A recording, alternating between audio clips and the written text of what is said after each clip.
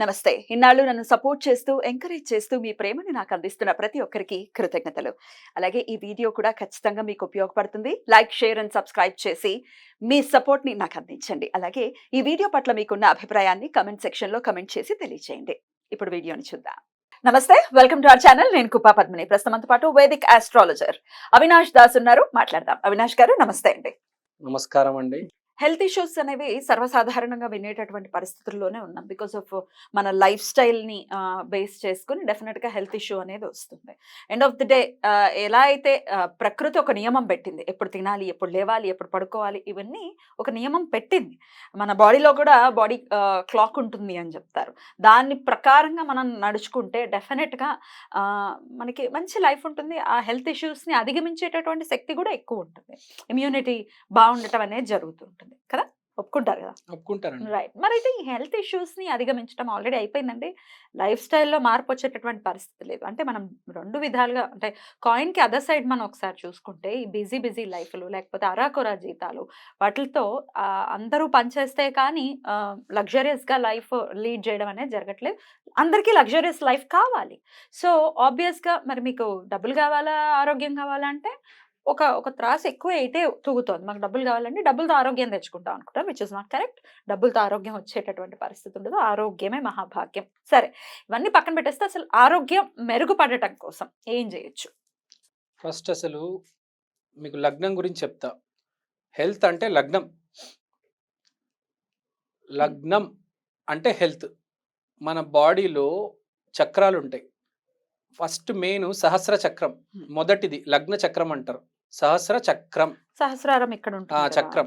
ఆ చక్రం కరెక్ట్‌గా ఉంటే హెల్త్ పర్ఫెక్ట్‌గా ఉంటుంది. బట్ ద సహస్రారాన్ని అవేకెన్ చేయటం లేకపోతే దాన్ని అంటే స్టిమ్యులేట్ చేయటం అనేది అది జరిగేటటువంటి విషయం కాదని నేను అంటారు కదా. నేను చెప్తాను మీకు.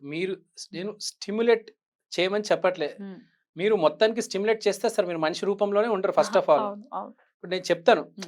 ఇప్పుడు మనకు లగ్నము, సహస్ర చక్రము, హెల్త్ కనెక్టెడ్. ఇప్పుడు మనకు రకరకాల దేవతలు, గణాలు ఉన్నాయి.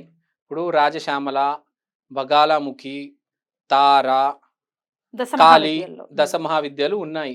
హనుమంతుడు, రాముడు, ఇట్లా రకరకాల గణాలు ఉన్నాయి. చాలా 33 కోట్ల గణాలు ఉన్నాయి.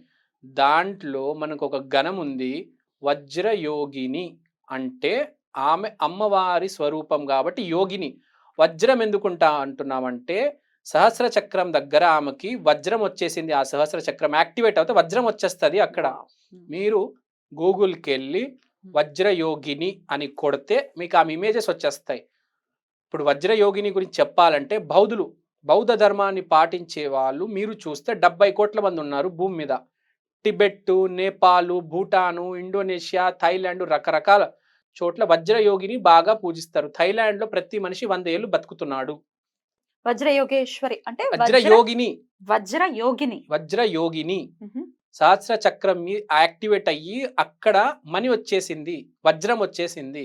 సో ఇప్పుడు బౌద్ధ మతానికి సంబంధించిందా ఈ ఈ బౌద్ధ మతం అని కాదండి, బౌద్ధ మతానికి సంబంధించింది. బేసిక్ గా వజ్ర యోగిని అనే కాన్సెప్టే మన గణాల్లో కూడా వస్తుంది. వజ్ర యోగిని ఇప్పుడు బౌద్ధ మతం, హిందూ మతం కూడా కనెక్టెడే. మీరు బేసిక్ గా చూసుకుంటే ఆది శంకరాచార్యుల వారు కరెక్ట్ కాదు అని చెప్పి ఉన్నారు కదా. కరెక్షన్ ఉందండి. ఇప్పుడు మీకు ఇక్కడ మీరు దేవతలు చూసుకుంటే సింహాల మీద కూర్చుంటారు, త్రిశూలాలు పట్టుకుంటారు. అక్కడ కూడా సేమ్ అలానే ఉన్నారండి. అక్కడ మంజుశ్రీ, వజ్రపాణి, అవలోకేశ్వర వీళ్ళందరూ చూసుకుంటే మనలాగే వాహనాలు ఉంటాయి దేవుళ్ళకు ఉన్నట్టు. వారు కూడా త్రిశూలాలు, బాణాలు, విల్లులు పట్టుకుంటున్నారు. సరే, ఓకే, చెప్పండి అసలు వజ్రయోగిని హెల్త్ ని ఎలా. ఇప్పుడు మన హెల్త్, మన జీవితంలో మనం చేసే తప్పులు ఉంటాయి. ఎలా అంటే అన్ని తప్పు పనులు చేస్తూ ఉంటాము. మనకు కరెక్ట్ చేయాలని ఉంటది, కానీ అందరు కరెక్ట్ చేయలేకపోతున్నారు. ఎవరికైతే లగ్న బలం వీక్ ఉంటుందో వాళ్ళు బేసిక్ గా పిచ్చి తిండికి అలవాటు అయిపోయి హెల్త్ మొత్తం పాడు చేసుకుంటారు. కచరా పిచ్చిగా పాడు చేసుకుంటారు. ఎవరికైతే లగ్న బలం బాగుంటుందో వాళ్ళు చాలా జాగ్రత్తగా ఉంటారు. మీరు చూడండి, జనాలు కొంతమంది చాలా హెల్త్ కాన్షియస్ ఉంటారు, డైట్ చేస్తారు. కరెక్ట్.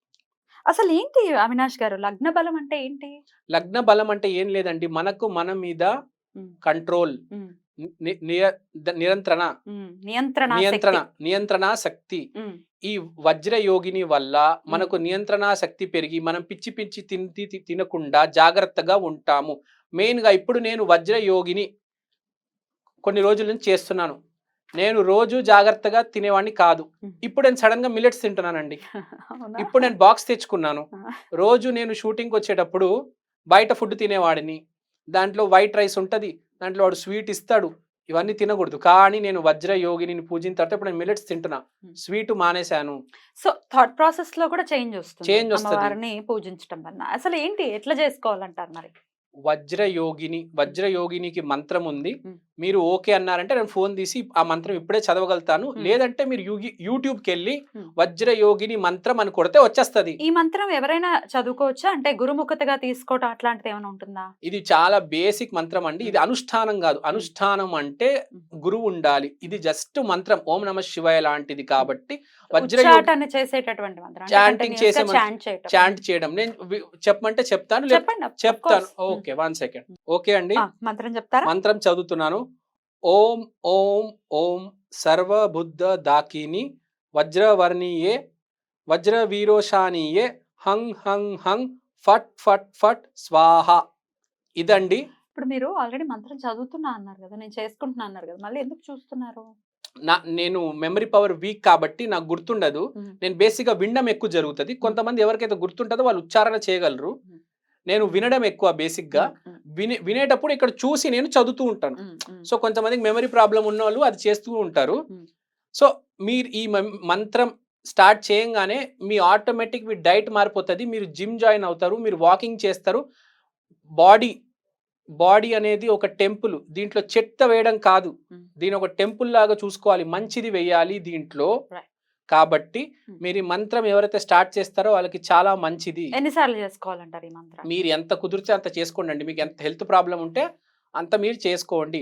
వజ్ర యోగిని బౌద్ధ ధర్మంలో 70 కోట్ల మంది వాడుతున్నారు. మీకు తెలిసి వాళ్ళ బౌద్ధ ధర్మం వాళ్ళు ఎంత జాగ్రత్తగా తింటారు, వాళ్ళ అంతరెంతంలో మీరు గుర్తు పెట్టుకోండి. మనం రాముణ్ణి పూజిస్తున్నాం, ఇక్కడ ధర్మం ఎక్కువ ఉంది.